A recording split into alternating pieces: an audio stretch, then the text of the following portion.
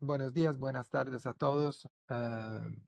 Gracias por estar aquí con nosotros a la presentación de las novedades de la versión 11.2. Entonces, vamos a ver, es un encuentro para ver las diferencias, ya, las novedades, las nuevas funcionalidades de la 11.2.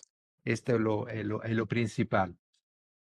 Están aquí con nosotros, digamos, Francisco Ramos, que de Salamanca, que va a hacer toda la presentación técnica, entonces ocupará todo el espacio necesario para ver punto por punto las cosas, la inteligencia artificial, lo que se ha añadido en la versión 11.2. Buenos Están días. también Giovanni Endara desde América. Hola, Giovanni. Hola Andrea, mucho gusto. Saludos a todos. José de Quito, José Murgueiti. Hola, José, si quieres decir dos palabras. Sí, gracias, bienvenidos a los antes de América y bueno, esperamos tener una presentación que nos permita entender bien la nueva versión de Omnis. Gracias. José Carlos de Valencia, Sí, España. encantado de saludarles. Es un verdadero placer teneros aquí hoy, tanto que los que nos acompañáis desde España como los colegas de Sudamérica. Así que vamos a ver estas novedades que nos presenta Omnis. Gracias, Bea. Eh, yo soy Andrea. Entonces, será todo el tiempo ocupado por esto. Solamente 3 minutos porque hay personas que están escuchando que no conocen, digamos, o no conocen así bien, ¿no? Omnis. Entonces, 3 minutos, tres nomás, para decir dos palabras sobre lo que es Omnis, para que todos estamos en el mismo plan. No más de 3 minutos.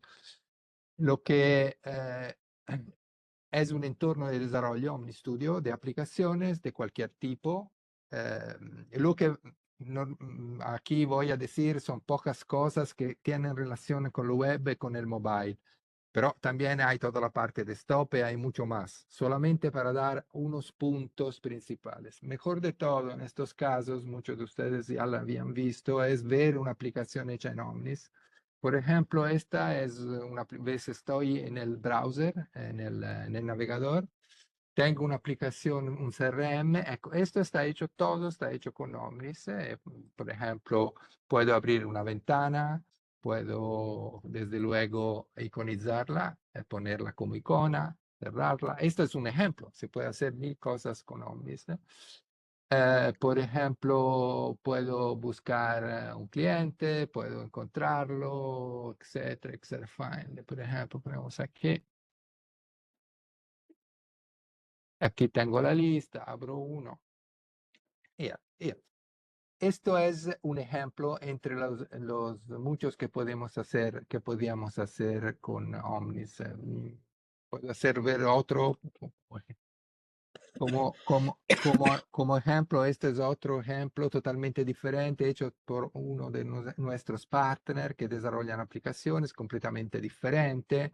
Entonces, para decirte, aquí abren los contactos, buscan los contactos, como han visto, es completamente diferente de otro, etcétera, etcétera. O cosas muy simples, por ejemplo, como esta aplicación muy mínima, casi japonesa. Andrea. ¿Sí? ¿Me escuchan? Sí, sí. Oh, ok, perdón. Ok, regresamos entonces a las pocas palabras sobre OMS. Hemos dicho un entorno de desarrollo de aplicaciones para web, mobile, desktop, cualquier tipo. Se escribe el código una vez y se puede desplegar las aplicaciones en todas las plataformas, tanto en escritorio, en tabletas, en teléfono, etc. Se puede conectar a cualquier base de datos. Se ejecutan en el dispositivo del usuario al interior de digamos, de HTML, JavaScript, etcétera, de las cosas más estándar posibles. Omnis crea la aplicación arrastrando los componentes predefinidos, sin necesidad de un conocimiento, digamos, a este primer nivel de programación JavaScript. Esto también si uno quiere trabajar en JavaScript lo puede hacer, pero normalmente no se hace, no es necesario. Si quieren, se puede añadir, si necesita, si queremos hacer aplicaciones complejas, etcétera, se añade código atrás de cada componente. ¿Cómo se despliega esto? Una cosa importante, toda esta pequeña presentación y toda la presentación la vamos a dar disponible en un espacio web, entonces la pueden bajar si creen que es interesante. Entonces hay la posibilidad, digamos, de hacer aplicaciones empresariales en el cual todo está protegido. Se pueden hacer aplicación cloud, en la cual el Omnis Application Server está fuera de la red empresarial. Y se pueden también desplegar aplicaciones en los store mobile. Esto, en menos palabras, difícil decir algo sobre Omnis. Nada más de esto.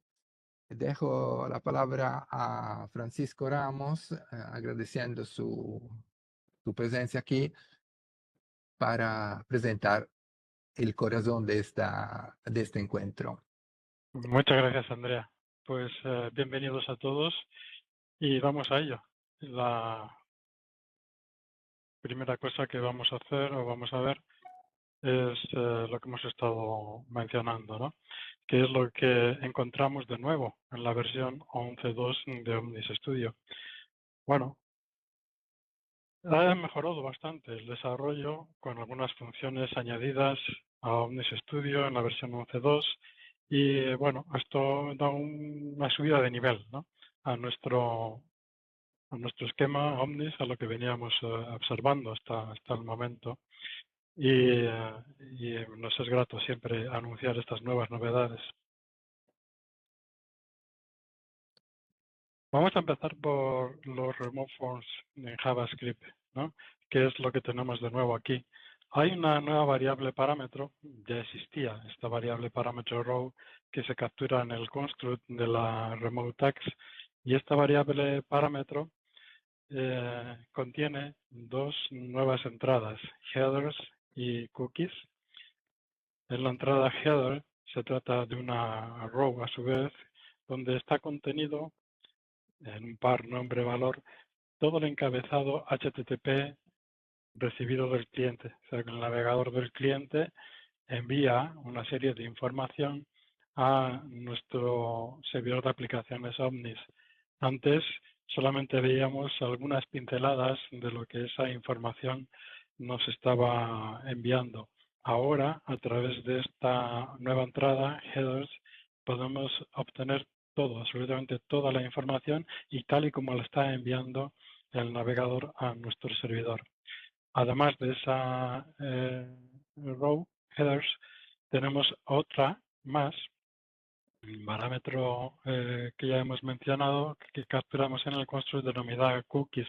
Y ahí es donde vamos a poder obtener la información de todas las cookies que hayamos almacenado previamente, ¿no? en el navegador del cliente. Cuando éste ha aceptado cookies y si nuestra aplicación las está utilizando y hemos grabado allí algunas, pues se van a tomar como resultado del uso de nuestra aplicación aquí en esta variable. Podemos ver una demo de esto, de cómo se ve realmente esto dentro de nuestro Omnis Studio.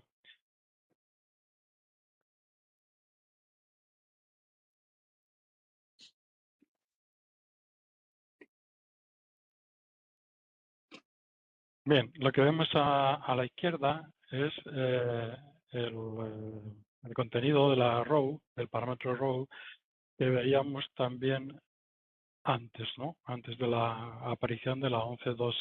La única cosa nueva que aquí podemos añadir son precisamente estas dos entradas, headers y cookies, que son a su vez dos variables row. Son dos columnas de la primera row, pero contienen a su vez una row. Bajo headers, aquí está desplegado un poco más a la derecha su contenido. Podemos hallar todos los conceptos en formato clave-valor que nos está enviando el navegador. El primero, el Concept Language, nos dice cuál es el lenguaje que tiene configurado en su sistema el cliente, ¿no? No está contenido en la página web ni en ningún otro sitio, sino que es el navegador quien envía esta información y la toma del propio sistema donde está instalado este navegador, del sistema del cliente. También aparece la URL que se ha utilizado para conectar con nuestro servidor. En este caso, bueno, pues se trata de una máquina local la que yo estoy usando, el Omnis Developer, y de ahí que aparezca esta dirección. Luego tenemos otra serie de información que también podemos examinar con calma. No me voy a detener en explicar qué es cada una de las entradas, pero aquellas que me parecen más interesantes. El User Agent, donde vemos que el sistema está utilizando el usuario para conectarse a nuestra aplicación, y también tenemos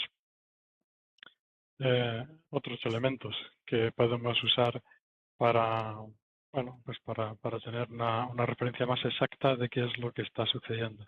Por otro lado, tenemos la columna cookies. Aquí no se ha leído ninguna cookie, por tanto no se refleja en ningún valor, ningún parámetro clave valor.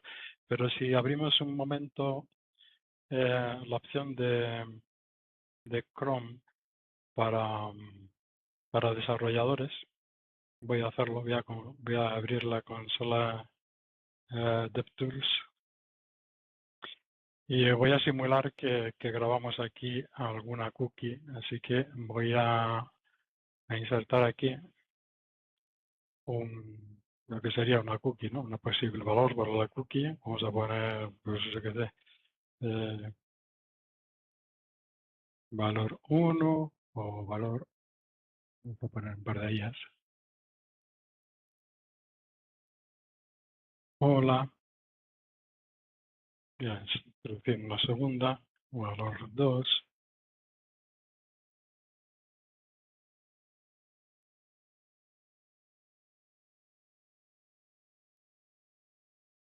Ya tendríamos aquí un par de cookies que supuestamente habríamos almacenado en la parte del cliente.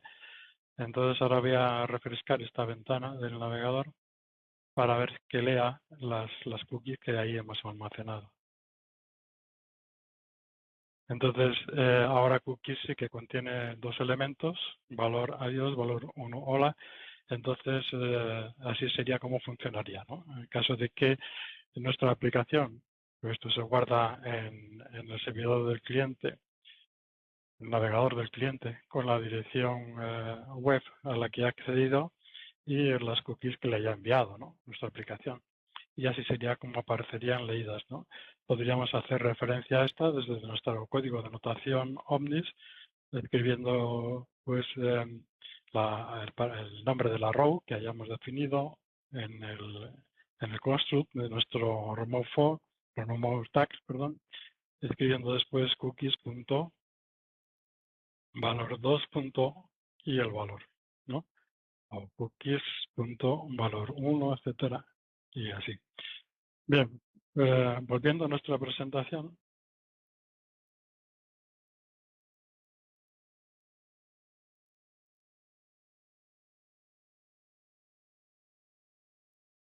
Podemos seguir adelante para ver más opciones que incluye ahora nuestro Omnis Studio 11.2.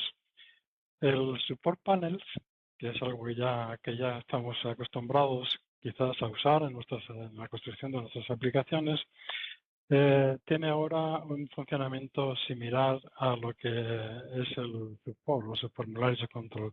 Es decir, contiene algunas propiedades como panel concurrent panel o panel class name que nos permiten añadir nuevas funcionalidades, digamos, o más funcionalidad a nuestros supports. Entonces, ahora pues vamos a poder utilizar estos nuevos parámetros. No me voy a detener en cada uno porque si no meteríamos muchas más horas para esta presentación, ¿vale?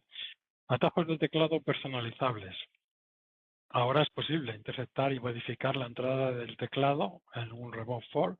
Antes Sí, teníamos una opción para asignar el botón de OK y el botón de escape o cancelar directamente a un Remote for, pero ahora es posible capturar eventos mucho más complejos, ¿no? Cualquier combinación de teclas, en definitiva. Esto se hace mediante una nueva propiedad que se llama Keyboard Shortcut, aplicado a una clase o a un campo. Se puede aplicar en ese nivel, ¿no?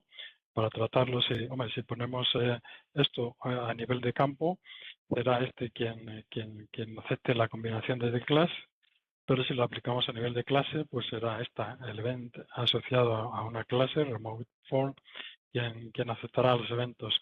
Y este nuevo método pues tiene los siguientes parámetros, ¿no? Que podemos capturar o que podemos consultar en el momento que se produce el evento, que es System Key, Charted Key, Modifiers y Focus Control. Por lo cual podemos conocer, por ejemplo, si se pulsa, en el ejemplo que vemos ahí, ¿no? Si se pulsa Control S, ¿no? Porque Key Control sería True y el carácter Key sería la S, pues ha pulsado Control S pues para que ejecute el método Save, el ejemplo que tenemos ahí, o cualquier otra combinación de teclas que nosotros queramos añadir. Bien, la copia de datos al portapapeles.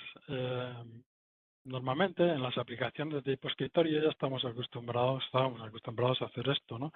Pero en las aplicaciones remotas, en los remote ports, no teníamos esta funcionalidad. Ahora sí, estas funciones, copy to clipboard, están presentes también para las aplicaciones web.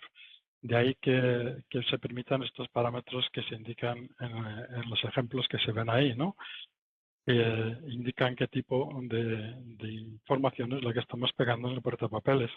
Si es texto, HTML, o es una imagen, PNG, etcétera. Lectura de datos del portapapeles. Si podemos pegar en el portapapeles, también podemos leer del portapapeles.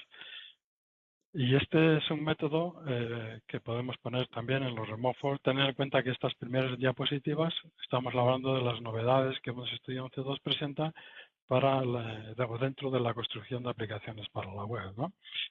Entonces este método, Red Clipboard, nos permite leer el último contenido que se ha guardado en el portapapeles, y esto lo ha hecho el usuario final, lo ha hecho el usuario que está conectado a nuestra aplicación desde su navegador. Es decir, está dentro de lo que es su instancia. Y a Clearboard le pasa los parámetros, ¿no? que se indican ahí. Y bueno, esta data es una row que contiene el tipo de contenido que tiene ese portapapeles. Es decir, que si se trata de, como veíamos antes, pegábamos un contenido en el portapapeles especificando si era texto, HTML, una imagen o qué era, pues este parámetro, cuando estamos leyendo el portapapeles, nos indica qué tipo de contenido es el que hay ahí. En los métodos que ya conocemos, sabemos que esto es un procedimiento por el cual un método del servidor puede invocar a un método del cliente. Desde el cliente ya era habitual el ejecutar llamadas a métodos del servidor, pero ahora estos métodos return pues también puede devolver, este método siempre devolvía, ¿no?, el contenido, a menos que exista un método return, ¿no? Pero también ahora existe un procedimiento por el cual podemos obtener la promesa del JavaScript. Esta promesa la tenemos aquí en un ejemplo. Es decir, no es necesario tener un método -return para obtener lo que la ejecución de ese JavaScript ha hecho, ¿no? Podemos capturarlo directamente si es un método executionClient con esta opción, ¿no?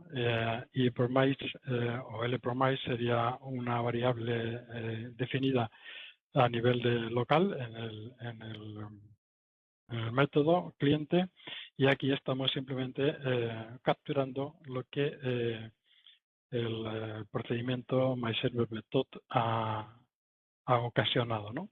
Esto lo devuelve en esta variable y ahora estamos haciendo uso de esta variable.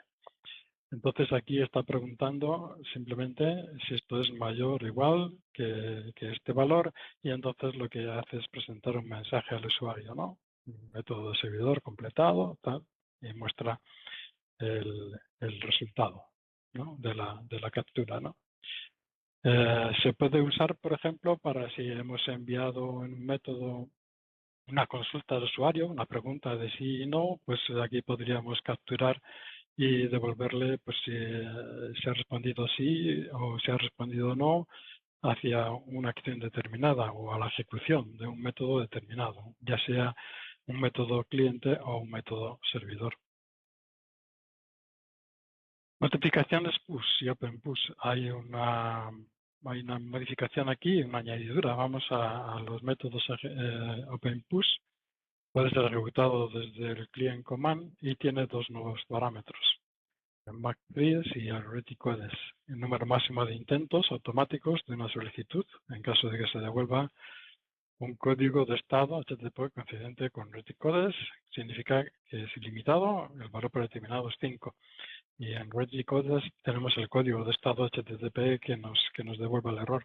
Si es que el usuario ya no está, por ejemplo, pues nos devolverá el error, el código HTTP 404 o el valor de error que corresponda, que no hay conexión, pero el usuario está, en fin. Es un código estándar de errores HTTP el que podemos capturar ahí para en caso de que nuestro open push, nuestro client command no haya sido exitoso. Esto es lo añadido. También para el método push se incluye un nuevo método en client secret que se denomina push closet y es invocado para todos los formularios en el caso de que se cierre una conexión push. Se deberá retornar true desde el método para evitar un comportamiento predeterminado. Push close tiene dos parámetros, error code y will restart. El error code, pues como podemos imaginar, si es un valor distinto de 0 indica que ha habido un error y el código de ese error corresponde al estado HTTP que causó el error. Y un valor de -1 significa que es un error de transporte, es decir, que no se pudo entregar la solicitud. Will restart, si es verdadero, el comportamiento predeterminado es reiniciar la conexión push. Dentro de los for pallets, y que ya conocemos, al usar el client command, ahora al abrir ese formulario podemos utilizar un indicador que es el pallet height arrow en el parámetro row y position flash para ocultar las flechas que normalmente se muestran en la ventana para ir hacia la derecha o hacia la izquierda en la posición de los paneles. Pues ahora esto también se puede ocultar para ver que el usuario que no es posible ir más a la derecha o más a la izquierda, ¿no? Ocultando simplemente las flechas cuando no tiene sentido su uso, ¿no? No es más. Dentro del support palace también tenemos el control name. Si no existe un nombre para el control proporcionado en el parámetro seControl del client command support palace, es decir, no se le ha pasado ese parámetro o bien no se ha omitido porque es opcional,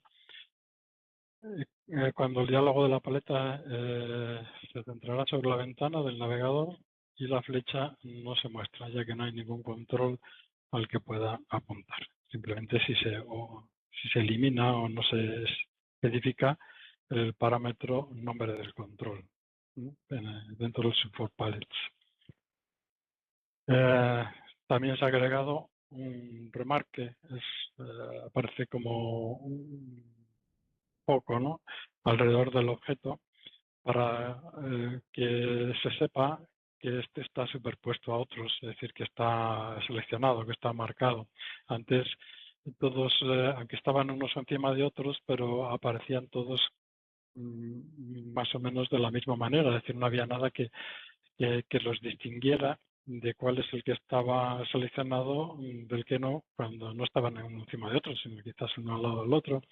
Entonces, ahora esto se ha mejorado y sí que se puede hacer un remarque en esto, ¿no? Y esto es con un parámetro, show overlay, que se pasa como true dentro de la formación del comando client command support palette show. Vale, entonces si se apunta a ese control y tiene esta opción, pues aparece ese remarque.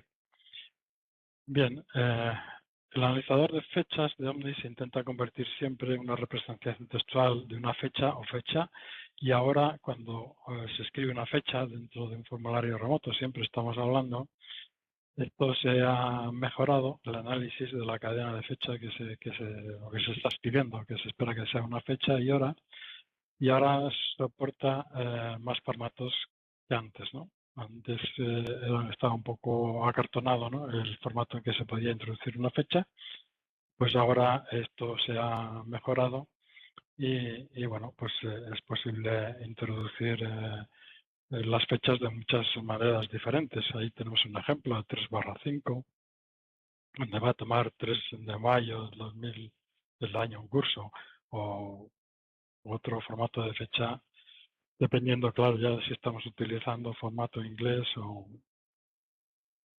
formato europeo o español, italiano, será diferente. Existe una nueva funcionalidad muy interesante que nos permite reescribir o escribir en el historial del navegador. El historial del navegador, ya sabes que cuando entramos en una página web, quizás empezamos a pulsar en diferentes enlaces dentro de esa página web que nos llevan a otra página web incluso, o a otro lugar de esa misma página. Entonces, cuando pulsamos flecha a la derecha en el navegador, podemos ir hacia atrás, lo que habíamos visto anteriormente. Si pulsamos flecha a la derecha en el navegador, volver a ver dónde estábamos. Bien, pues en este historial es posible que nosotros desde la programación Omnis podamos escribir, de tal manera que intervengamos sobre lo que va a suceder si el usuario pulsa en el botón, en la flecha a la izquierda y flecha a la derecha, haciendo que, por ejemplo, si está trabajando en nuestra aplicación y está pasando de una ventana a otra, de un formulario a otro, pues que al pulsar flecha a la derecha en el navegador o flecha a la izquierda en el navegador, se vaya hacia atrás o hacia adelante al contenido, según el contenido de nuestra aplicación. Es decir, que se vaya a nuestro remote for que tenía antes, etcétera. Podemos ver ahora un ejemplo. Hay un ejemplo, de hecho, en el Hub. Yo voy a tomar como ejemplo en esta ocasión el que ya existe en el Hub, que se llama JavaScript History, JS History. Vamos a verlo. Me voy a ir a Omnis, voy a quitar esta pestaña y a buscar en el Hub JavaScript History.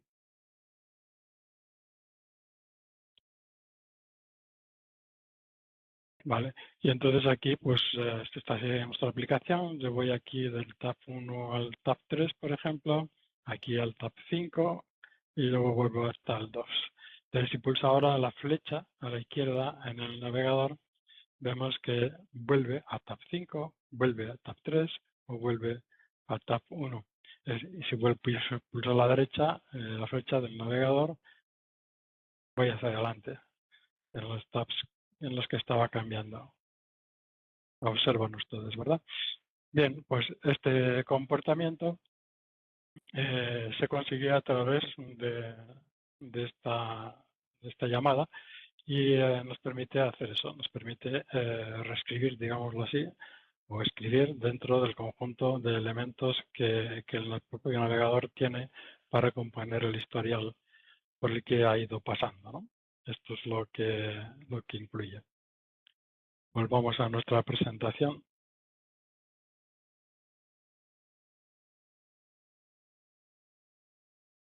Vale.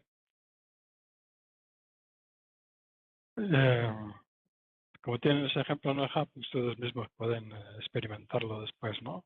Yo voy a continuar adelante. Ahora vamos a ver en este grupo de la presentación los componentes que se han introducido, introducido un componente nuevo también y se han modificado muchos otros. Así que vamos a ir viéndolos. En los entry fields es posible poner ahora iconos al borde. Como pone ahí en el name este icono, o en el email este icono, en el teléfono este icono. En cualquier campo de entrada nosotros podemos determinar qué icono es el que queremos poner, si es que queremos poner alguno en el campo de entrada de datos. Esto se consigue mediante estas propiedades, border icon style, set border icon style, y hay un evento también, border icon clique. Es decir, que el usuario no solamente ve un icono, sino que también puede pulsar en él, si así queremos que suceda. Se pueden mostrar estos iconos al borde, no solamente en los campos de entrada, sino también en combo boxes y en drop list, usando la propiedad border icon style. Son los aplicables y el estilo del borde es, o sea, $F es border plain, es decir, con otro borde diferente no nos deja colocar este icono.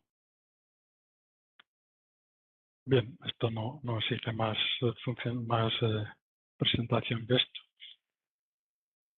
En los campos de entrada, cuando hay un icono, a esta única propiedad, border icon style, guarda la configuración de los iconos izquierdo.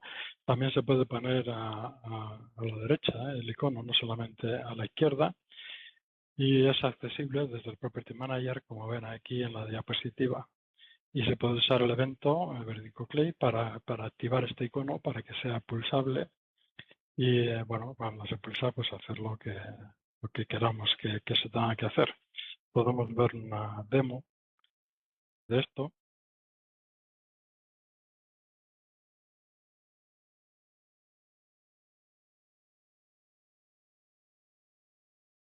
Aquí tenemos en el campo de entrada el nombre, dirección de email, teléfono y dirección postal. Pues ponemos un email.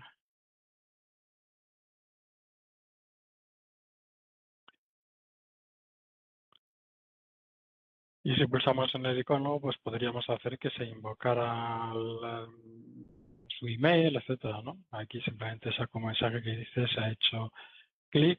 Lo mismo ocurre si pongo un nombre.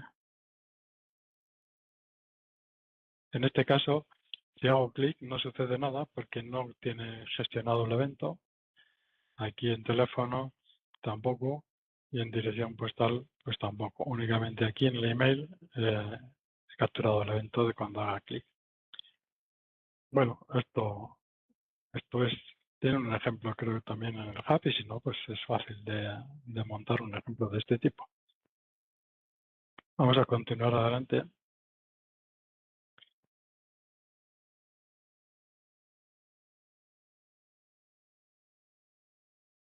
Bueno, en los data grids existe un nuevo método, filters keypress. Filter on keypress, si es true, la rejilla es filtrada con cada pulsación de tecla. Es decir, cuando se pulsa la T, pues ya se está filtrando pues todo lo que empieza por T. Si seguimos escribiendo T, o sea, que a medida que vamos escribiendo, se va aplicando a la rejilla y lo que está mostrando esta. Antes había que esperar a que se escribiera un valor, fuera el que fuera, en el campo de búsqueda para que se realizase el filtrado.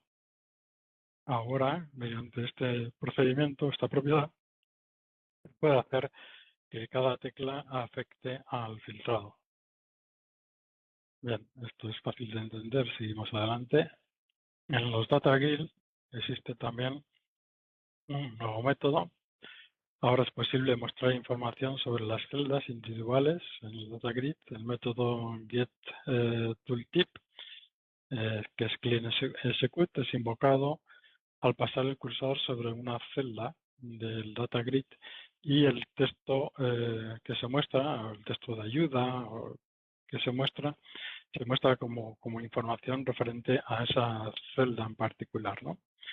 Hay dos parámetros, P horizontal cell y P vertical cell, y data column name, que nos permiten identificar qué celda es sobre la que está posicionado, ¿no? el cursor, ¿no?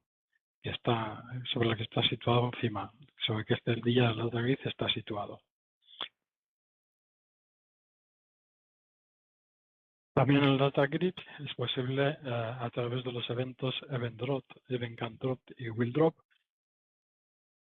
Todos estos eventos ya existían antes, pero ahora nos informan de un nuevo parámetro que es column, el cual nos informa del número de la columna donde se van a soltar los datos, ¿no? En la requilla. Es decir, antes en la tabla de soltar soltaba sobre una fila, pero no teníamos información sobre la columna. Ahora también se incluye este parámetro column que nos hace disponible esa información.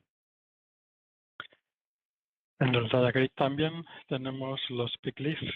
Pick leaves se ha agregado esta propiedad al control data grid para permitir fijar la altura de la fila en pick leaves.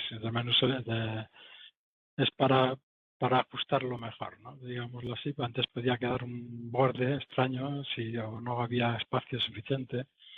Entonces podía asignarse el mismo valor de la altura que ya tiene la fila en el data grid, que es la altura predeterminada, o bien se puede asignar un valor diferente en la pick leaf. Debería ser menor que la altura de la letra, incluso del tipo en uso. Esto se hace para poder ajustar mejor el ancho y así evitar lo que antes pasaba, ¿no? Que algunas filas a lo mejor no podían mostrar su contenido perfectamente visible. Ahora pues no ocurrirá eso. En AbleCell se ha añadido este método también al data grid. Este es para el data grid, no para el control grid que veíamos anteriormente. Y este enable cell nos evita que celdas específicas puedan ser editadas. Normalmente, pues todas las celdillas eran editables, pues ahora se puede hacer que una celdilla específica, según su fila y columna y su nombre, no pueda recibir el foco, es decir, no pueda ser activada para escribir en ella, no puede ser editada. Vale, el data picker en el data grid es esta opción que nos muestra un calendario, ¿no? Para introducir una fecha, edit text o column edit text. Si es true, el botón data picker ya no considera como una tablación. Es decir, cuando se desplegaba este selector de fechas y se activaba una fecha, se pasaba directamente, se tabulaba directamente, ¿no? Entonces ahora eso se aplica y se puede controlar también el tabulador en ese campo, a pesar de que haya activado esto mediante el selector del tabulador.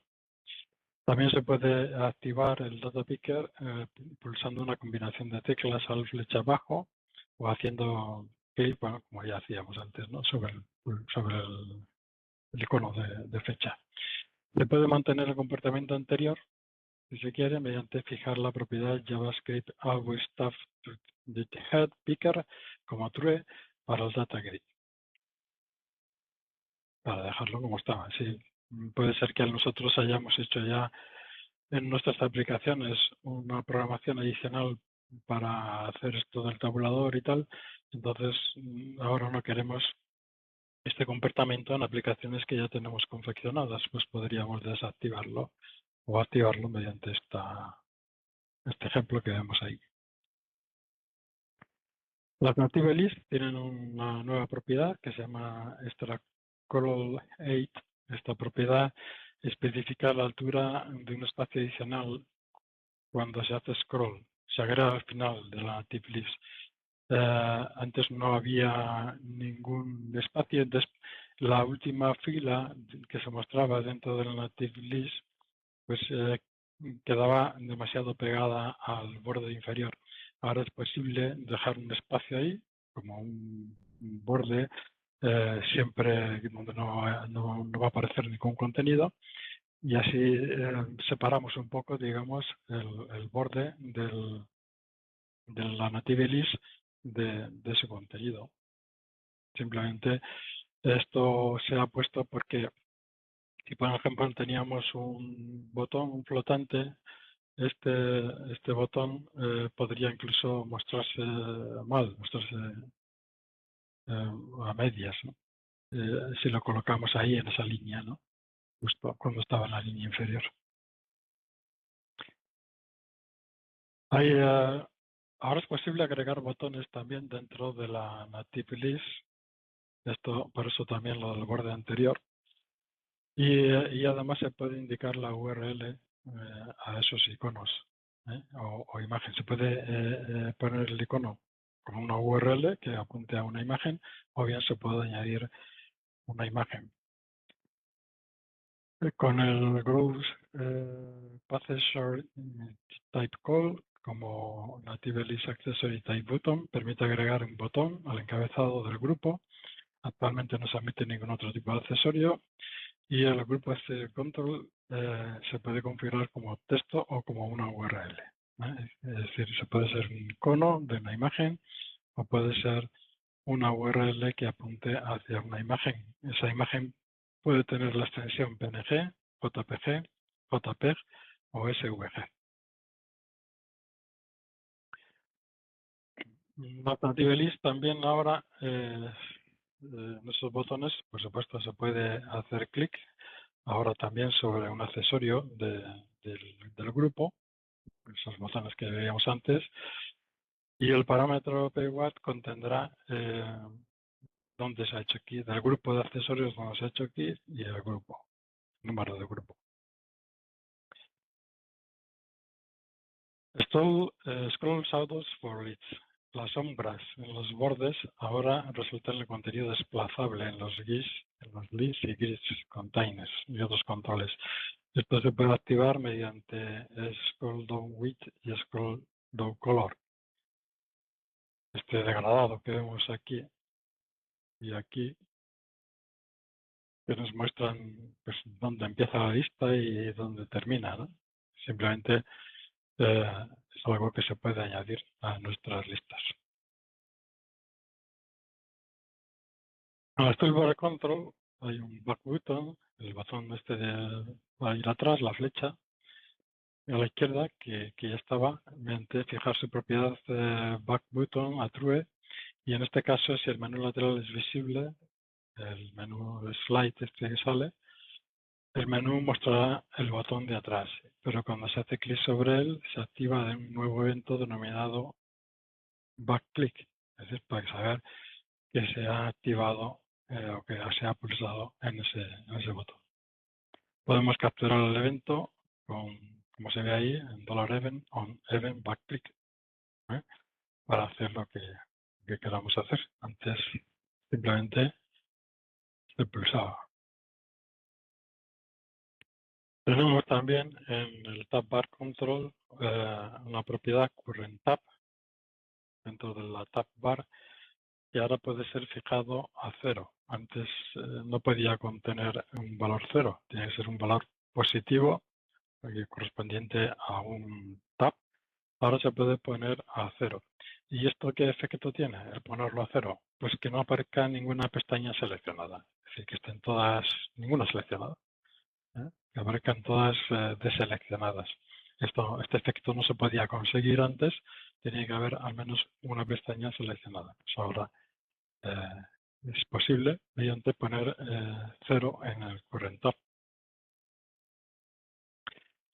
En las HTML link control, link URL y link URL name, link object están vacías. La URL de control HTML link toma como valor predeterminado el texto, el $test o el $dataname del control, siempre que su contenido tenga un formato de URL. Es decir, que ahora podemos incluir el link, el texto del link, la URL del link, en una variable que colocamos en el domain o escrito en la propiedad test del elemento. Es posible hacerlo también así. Los data pickers, las ventanas emergentes del selector de fecha, ahora usan la configuración regional predeterminada del cliente para el primer día de la semana. Antes no ocurría esto, pues ahora se toman en cuenta las preferencias de la máquina del cliente. Los selectores de fecha para entry fields y data gris, excepto para el control data picker, ahora usan el primer día de la semana estándar de la configuración regional del navegador del cliente. Anteriormente, el primer día de la semana era el domingo. Navigation Menu Object se ha añadido dos nuevas propiedades, Icon Color, Cascade Icon Color, al control de navegación de menú, para permitir configurar el color de los iconos SVG. Esta mejora se aplica tanto a los controles Navigation Menu de JavaScript, Remote for, y a los Nav Menu de la clase Window, en una aplicación de tipo escritorio. Las propiedades Icon Color indican el color de la imagen SVG en el menú de nivel superior, especificando en Vertical Cascade Icon ID. Las propiedades Cascade Icon Color especifica el color de los SVG en los menús en Cascade, especificados en Horizontal Cascade ID y Close Box Icon ID, y en Hot Close Box Icon ID. Para componentes JavaScript, Color Default ajusta las reglas de color para texto predeterminados, mientras que las clases Window, el Color Default causa que los colores de los iconos sigan el color del texto. Hay un nuevo conjunto de iconos que se llama Feather o pluma dentro de cuando instalamos Omnis Studio 11.2, y este Feather se puede agregar a nuestras librerías, igual que tenemos ahora seguramente Studio y Material, pues ahora podemos agregar también este conjunto, este set Feather, además de los que nosotros mismos hayamos ido pudiendo añadir manualmente. El SVG Themers, la herramienta para el manejo de temas SVG mediante el SVG Themers, es una nueva herramienta que podemos encontrar dentro de los útiles de Omnis, y puede crear, nos permite crear temas exportando el SVG. Tenemos un SVG, un icono SVG que hemos descargado de internet o que haya salido donde haya salido. Nosotros necesitamos convertir ese SVG al formato SVG que Omnis necesita para poderlo incorporar como tema, ¿vale? Como dentro de un set de iconos para Omnis. Podemos mostrar esto en una pequeña demostración, si queréis, de cómo se usa esta herramienta. Vamos a volver un momento a Omnis. Podemos abrir en Tools, tenemos en Add-ons esta opción, SVG Themer, la selecciono y ahora puedo pues coger un fichero. Vamos a abrir un SVG cualquiera, un SVG que no está preparado para ser parte de un tema dentro de Omnis. Vamos a buscar aquí por ejemplo, esta flechita que es SVG. Y lo que tendríamos que hacer para convertirlo en parte de un tema para Omnis sería simplemente exportarlo, ¿no? Y tenemos aquí la opción Export. La seleccionaríamos, indicaríamos en qué lugar queremos guardarla. Voy a escribir aquí Omnis. La guardamos y ya está, ya tendríamos ese ficherito, ese icono convertido a formato Omnis. Y ahora sí, podemos añadirlo a un tema que ya tengamos o estamos confeccionando un tema propio, pues simplemente lo añadimos dentro de nuestra carpeta IconSets, que está dentro de la carpeta HTML de nuestro Omnis Studio Developer, y ya está. Si fuéramos después a llevar eso a un servidor web, a un servidor de aplicaciones web, pues tendríamos que trasladar también, claro, estos iconos y esta carpeta a la carpeta HTML del servidor.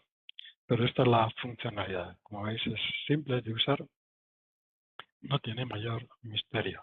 Volviendo a nuestras diapositivas.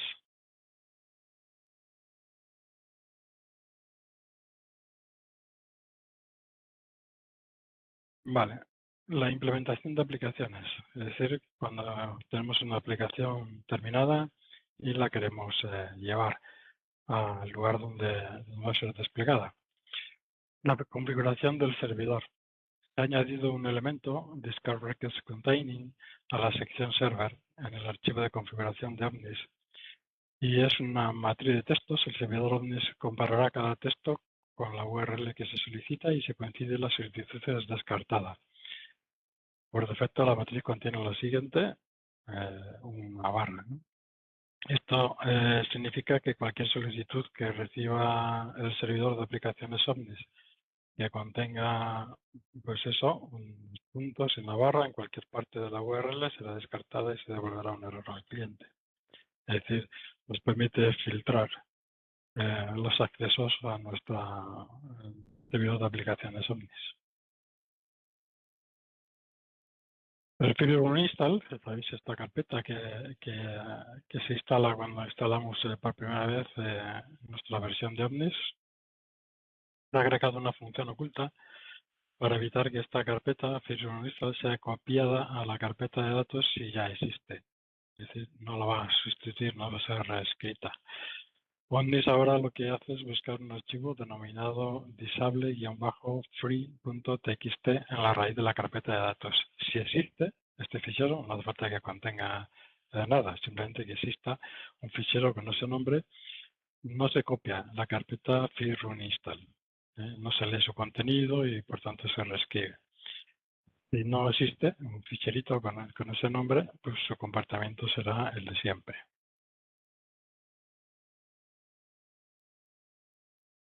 Dentro de los componentes para clases Windows o aplicaciones de escritorio se han añadido propiedades como el Label Color, Label Font-Size y Label Hot Text Color en los campos de entrada y combo boxes para controlar el color, el tamaño del texto y las etiquetas de sugerencias contenidas en los contenidos flotantes. De manera predeterminada contiene un tamaño para la fuente de 0. En los campos de entrada con máscara, Mask Entry File, se ha añadido una propiedad Password Char a los Mask Entry File. Estamos hablando ahora siempre de aplicaciones de tipo escritorio. Ya hemos dejado un poco de lado las aplicaciones web. Se puede usar un carácter para indicar qué máscara es la que queremos que aparezca aquí en estos campos password. El estilo de los botones configurados como System Button, el Button Style ha cambiado para macOS y ahora para los Header List y Thread List, el Button Style es el estilo del Header Button, ya sea que System Buttons o User Button, dependiendo de esto, pues ahora se usa el estilo del botón pulsado según el formato nativo de macOS. Bien, más cosas. Las headers list, subcolumns lines if empty, se ha creado una nueva propiedad, subcolumns lines if empty, a las headers list para mostrar las líneas de la columna aun cuando la lista esté vacía. Es decir, no hay ningún contenido, antes no se mostraban, pues ahora es posible mostrarlas. En No Browser se ha añadido una nueva propiedad que permite alternar la funcionalidad de zoom con desplazamientos dentro de una ventana del navegador o browser. Cuando es true, el valor predeterminado, el usuario final puede acercar y alejar el contenido del navegador manteniendo pulsada la tecla control mientras mueve la rueda del mouse. Si esta propiedad es falso, dicha función no estará permitida, estará deshabilitada. Los border icons ahora responden a los clics aplicables solo a los controles compatibles con border icon style, tales como los edit fields, token edit fields, combo box y duplis. Ahí tenemos un ejemplo de cómo capturar este evento.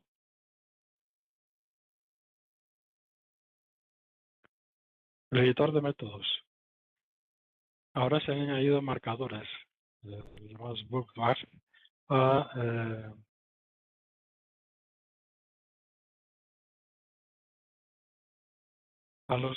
editor de métodos. Estos bookmarks o marcadores los podemos utilizar para marcar diferentes métodos, para poder poner a ellos o líneas dentro de un método y poner notas de referencia o puntos. No son puntos de interrupción, sino que simplemente es una marca para que los podamos localizar fácilmente.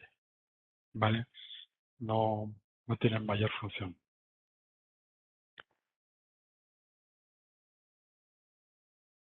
Cuando exportamos librerías a JSON, para llevarlas quizás al repositorio de GIF o otros, las propiedades con VCS, es decir, que son relativas en las clases de nuestra librería a los controles para VCS, se pueden excluir de la exportación, ¿no? Para que no influyan en el contenido de la librería exportada. Y esto lo podemos hacer mediante poner esta propiedad export import JSON option a false. Para las clases file, antiguas clases file, no creo que quizás ninguno de los que estamos hoy presentes en esta presentación las use o las haya llegado a usar. Pero bueno, el editor para las clases file ahora incluye user info en cada campo, es decir, se puede añadir información adicional relacionada pues con la descripción para ese campo, y nada más. En los informes, esto es interesante, me parece muy interesante porque esto afecta a cualquier, o sea, dentro de más, casi a una aplicación para la web, ¿no? Cuando confeccionamos un informe en la web, normalmente gestionamos o construimos un PDF que luego enviamos al navegador del cliente. Bien, pues ahora en los campos editables, en los campos que ponemos en un formulario de informe, en una clase informe, estos pueden tener una propiedad de dólar, que es la dólar enterable, y esto hace que cuando se genera el PDF y este es abierto por el cliente, estos campos pueden ser editados, ¿vale? Es decir, podemos construir ahora PDFs que puedan ser modificados por el cliente final, que puedan ser editados por el cliente final en estos campos. O sea, vamos a hacer un formulario rellenable por el usuario en el PDF. Podemos ver una demo de esto.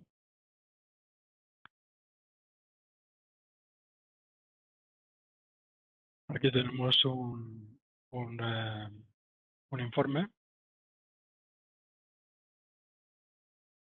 donde hemos puesto una etiqueta y un nombre de campo y nombre. Y este campo, si miramos en sus propiedades, pues esta propiedad que decíamos antes, enterable o entrable, la hemos marcado, la hemos activado. Vamos a buscarla aquí. Enterable está puesto a true, ¿no? Y esto es lo que nos pedía la opción, ¿no? Para que este PDF pues tenga un campo enterable. Entonces, ¿cómo funcionaría? Pues vamos a cerrar esta ventana y vamos a ejecutar el test.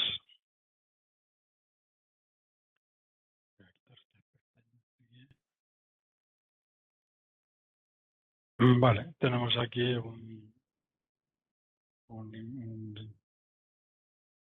para mostrar un PDF. Vamos a mostrar una nueva ventana del navegador o podemos mostrarlo dentro de un segundo pane que tiene esta misma presentación. Si mostramos Show PDF, lo haremos así, con un segundo pane, nos aparecerá el informe y pueden observar como aquí aparece la etiqueta nombre y justo debajo un campo que es escribible, es editable por el usuario. Así podemos construir ahora simplemente PDFs que sean editables por el usuario. Eso es todo. Volvemos a la presentación.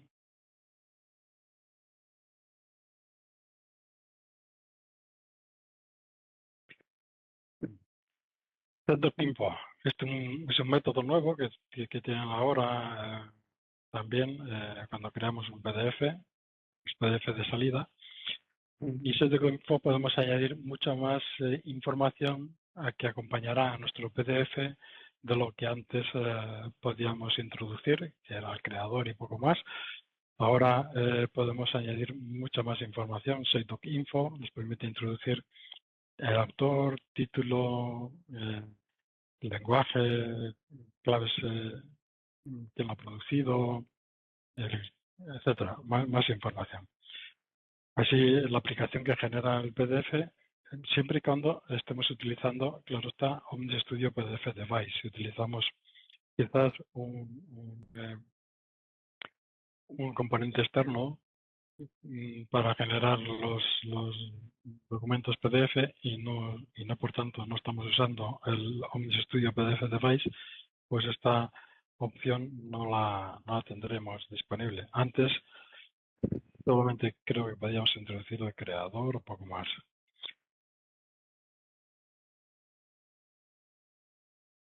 En Vetted File y en Vetted Data se han añadido dos nuevas funcionalidades también al Omnis PDF Device que nos permite adjuntar documentos y texto a los PDFs. No sé si alguna vez ustedes han recibido algún PDF que tenía estas características, que tenía quizás una imagen o otro fichero o un fichero adjunto al documento PDF.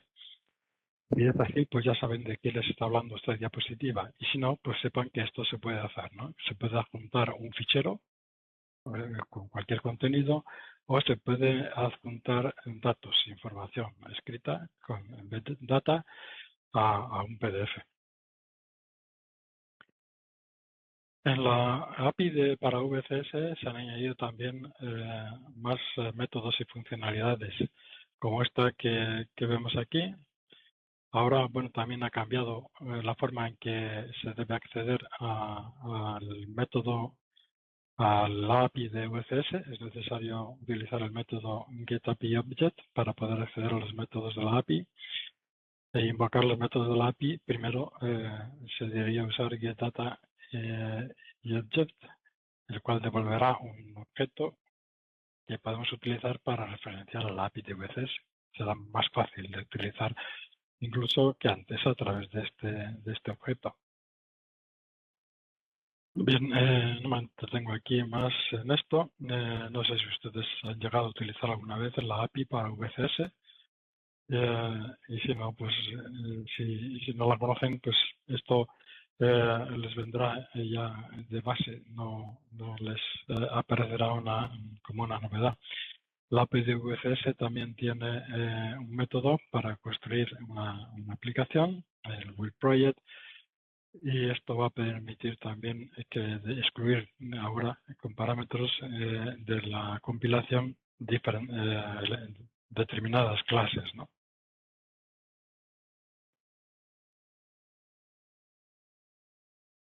Dentro de los objetos worker se han introducido algunos cambios para el LDAP worker en el método init. Ahora se permiten los parámetros user y password de tipo carácter y esta mejora se establece para permitir nombres con caracteres especiales.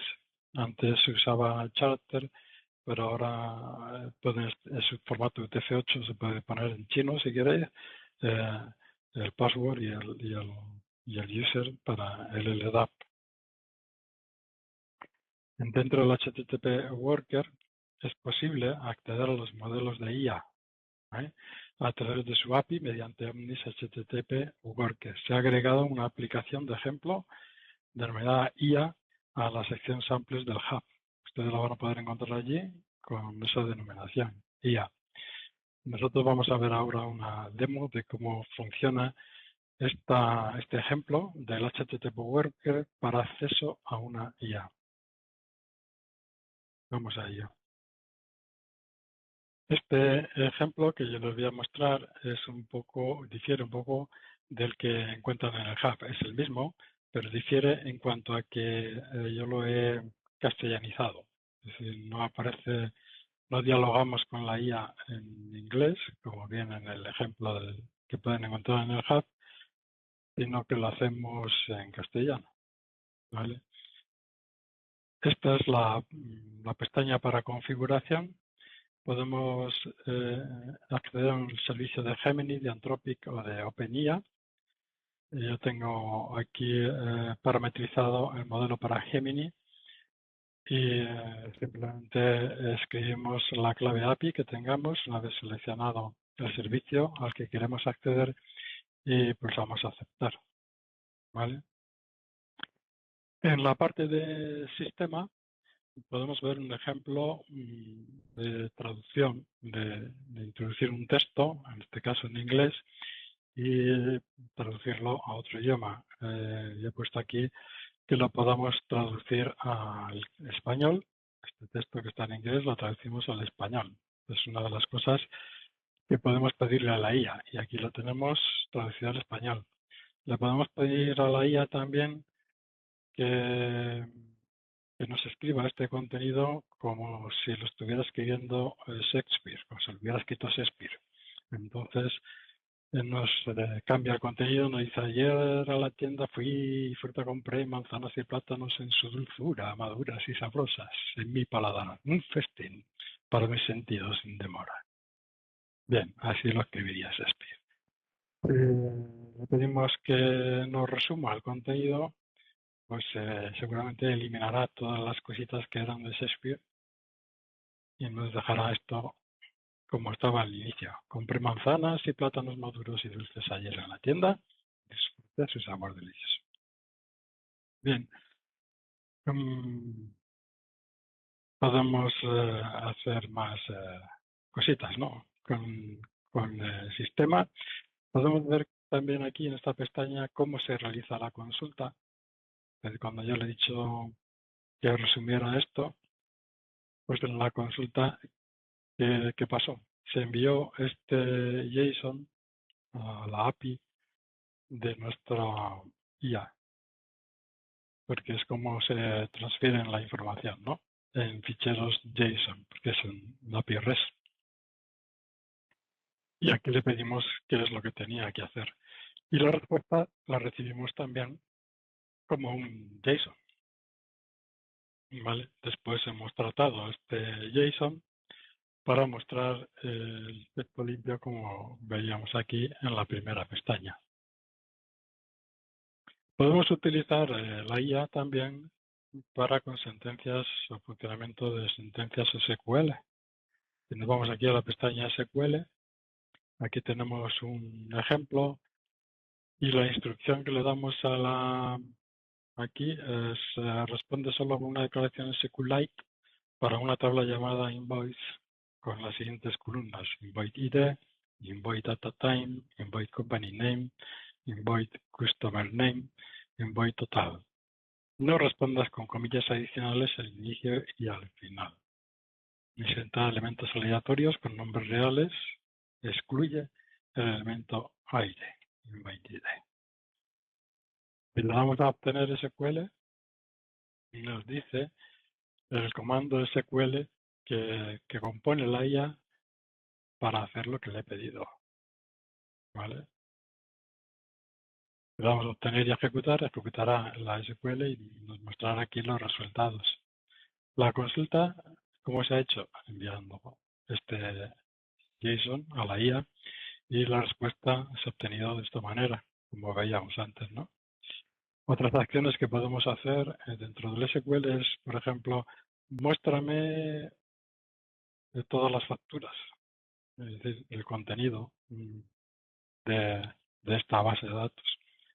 Le damos obtener SQL, me dará la select que ha construido la IA con solamente haberle indicado este texto, ¿no? Muéstrame todas las facturas. Le damos obtener y ejecutar. Obtendremos aquí los resultados, es decir, la select la ha realizado sobre la tabla invoice que ya antes le pedimos que añadiera automáticamente datos aleatorios en 5 filas. Y aquí tenemos el resultado. Podríamos decirle a la IA, muéstrame todas las facturas con un total mayor de 200, incluyendo el nombre de la empresa y el total. Damos obtener y ejecutar SQL, pues nos da que solamente hay una factura que sea mayor de 200. La consulta, nosotros le dijimos eso, lo que antes he leído, muéstrame toda la factura, y en su respuesta él nos construyó la select y nos dio el resultado.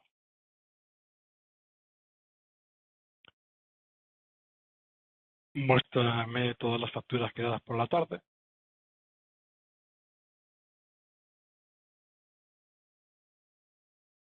O limpiar datos, que sería vaciar la tabla, ¿no? En el apartado de funciones, pues podemos preguntar a la IA, por ejemplo, es decir, funciones me refiero a que nosotros vamos a utilizar la respuesta que nos da la IA, esta select y lo que nos devuelve la select, pero vamos a construir con ello además un informe, un report, ¿no? PDF. Por ejemplo, podríamos decirle, imprime las facturas con total mayor de 0. Le decimos que ejecute esto y nos devuelve a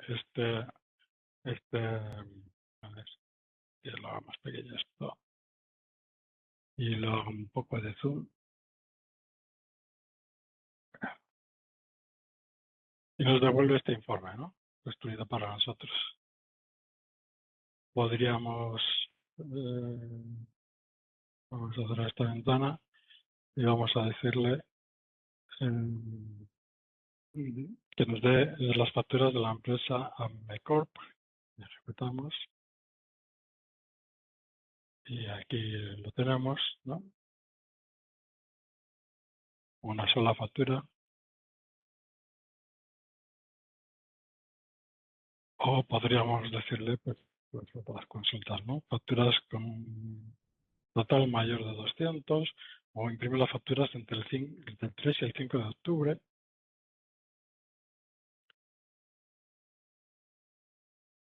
En fin, todas basadas en el mismo modelo de informe, como pueden ver, ¿no? Bien, estas son funcionalidades, esta sería como hacemos la consulta, esta es la respuesta que obtenemos y ya está. Y en Visio, aquí en esta pestaña podemos hacerle preguntas sobre imágenes a la IA. Por ejemplo, aquí le hacemos sobre esta imagen que hemos cargado aquí mediante esta URL, le decimos, ¿cómo describirías esta imagen? Y ejecutamos esto. Y nos dice, aquí tienes una descripción de la imagen. La imagen muestra en un primer plano de un girasol en plena floración. El girasol está enfocado de manera nítida y contra un fondo borroso de verde. Sus pétalos son de amarillo vibrante y están dispuestos en forma de espiral alrededor de un centro de color marrón oscuro. El centro está compuesto por numerosas florecillas pequeñas, cada una con su propio estambre. La flor parece saludable y en plenitud de su desarrollo. Las hojas de girasol, patatín, patatán, patatán, patatán. Ya aburrir con esto. Y probamos con otra imagen, por ejemplo, este coche, y le preguntamos cuál es la marca, modelo y número de matrícula del coche. Ejecutamos esto y nos dice, claro, la imagen muestra un Porsche 911. 991 generación, rojo. El número de matrícula es YZ10EYH. Pongamos otro ejemplo, más interesante si cabe. Una factura, ¿vale? Y le vamos a decir que nos diga cuál es el número de la factura, que está ahí arriba, cuál es la fecha de la factura y cuál es el importe total de la misma. Le vamos a ejecutar y le estamos dando una imagen, como veis. Y nos dice, aquí está la información que solicitó de la factura. Número de factura, 12345. Fecha, 08.12.2024. Total, $450. Y es perfectamente correcto. Bien, pues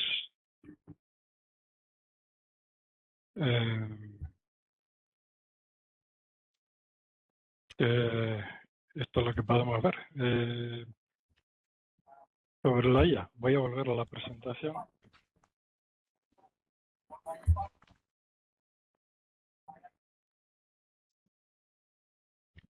Y seguimos con los workers. El Hard Worker ahora tiene un método initSignature que contiene un nuevo parámetro opcional, Signature Type, el cual permite seleccionar el tipo de firma que estamos pasando en el Hard Worker, si es RSA o SDSA. Además de esto, el parámetro Bleed está configurado para que ahora y de forma predeterminada sea true.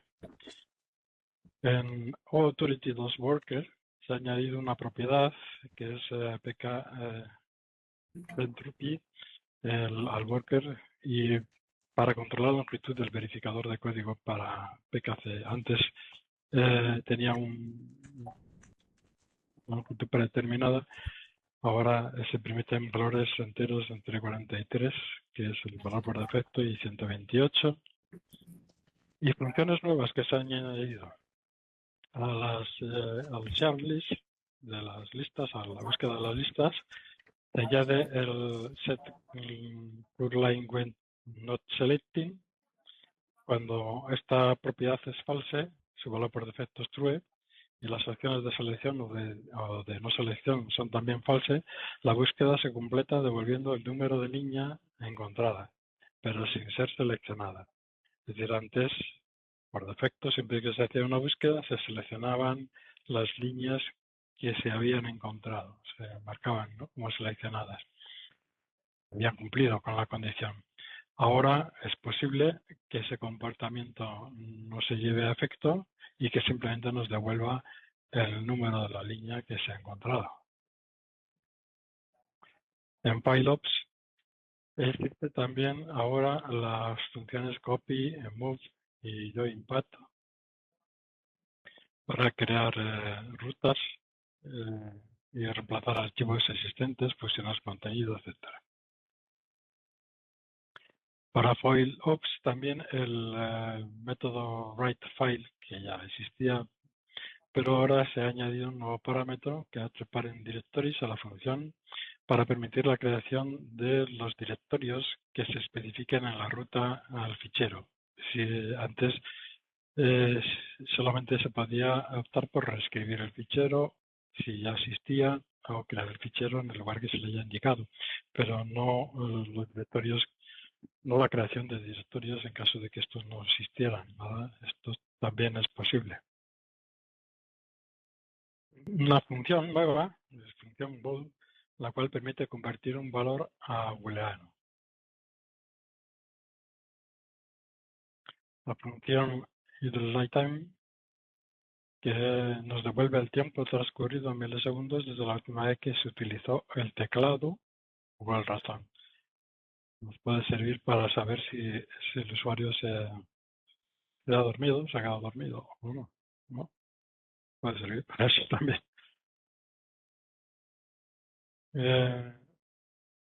¿Cuál es things y cuál es Betty? La primera retorna el primer parámetro not null de entre una serie y el segundo retorna el primer parámetro not null o not empty también de una serie. Dentro de ORCGs, esto es para el acceso al registro, los que construís aplicaciones para Windows de tipo escritorio, sí que lo habréis utilizado. Ahora también contiene estos métodos. El primero busca coincidencia de un recurso usando el patrón de target y reemplaza la subcadena coincidente con replace. Es decir, nos sirve para reemplazar texto dentro del registro. Y reemplace all, que busca absolutamente todas las coincidencias que existan de ese patrón y los sustituye. Para los métodos JSON, los JSON tiene un nuevo parámetro para garantizar que los objetos que falten en el JSON sean creados automáticamente. Los métodos setString, setBold, setTier, setFloat y setObject. Y la sintaxis para setString ahora es también setString, miembro string y add missing members. Es decir, que nos permite, en caso de que no existan estos elementos, poderlos añadir al JSON. Así se evita que el JSON quede no completo, ¿no? Por el hecho de que determinado elemento no contenía ningún valor. RESTedit, los nuevos métodos, hay nuevos métodos estáticos para RESTedit.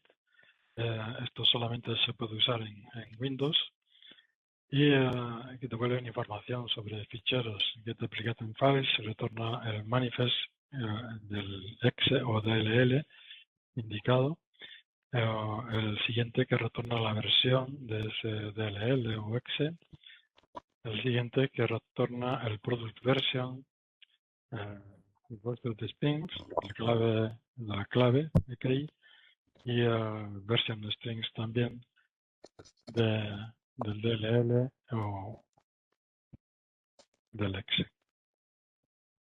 Y bueno, hay muchas más mejoras y menores que no están incluidas en esta diapositiva, que son tantas que no tendríamos espacio para conocerlas cada una de ellas, pero son mejoras menores, que decir que no es algo que afecte al comportamiento global de lo que ya conocemos sobre Omnis.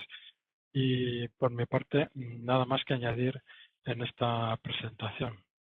Así que le cedo la palabra a Andrea y él nos dirá qué hacemos ahora.